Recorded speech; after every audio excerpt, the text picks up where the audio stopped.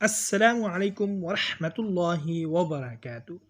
کسی کو بیماری یا مصیبت یا کسی پریشانی میں دیکھیں تو یہ دعا پڑھیں، آپ ان سے محفوظ رہیں گے۔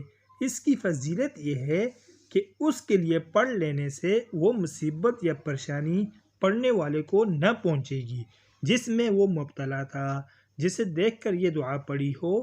تنبیہ: اگر وہ شخص مصیبت میں مبتلا ہو تو اس دعا کو آہستہ پڑھیں۔ بسم اللہ الرحمن الرحیم۔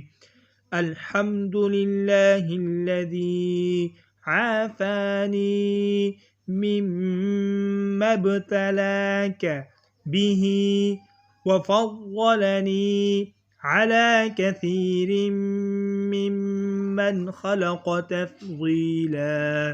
ترجمہ: سب تعریفیں اللہ کے لیے ہیں جس نے مجھے اس حال سے بچایا جس میں تجھے مبتلا کیا، اور اس نے اپنی بہت سی مخلوق پر مجھے فضیلت دی۔ دوستوں، مزید اچھی ویڈیوز کے لیے چینل کو لازمی سبسکرائب فرمائیں۔ جزاکم اللہ احسن الجزاء۔ طالب دعا قاری محمد آصف۔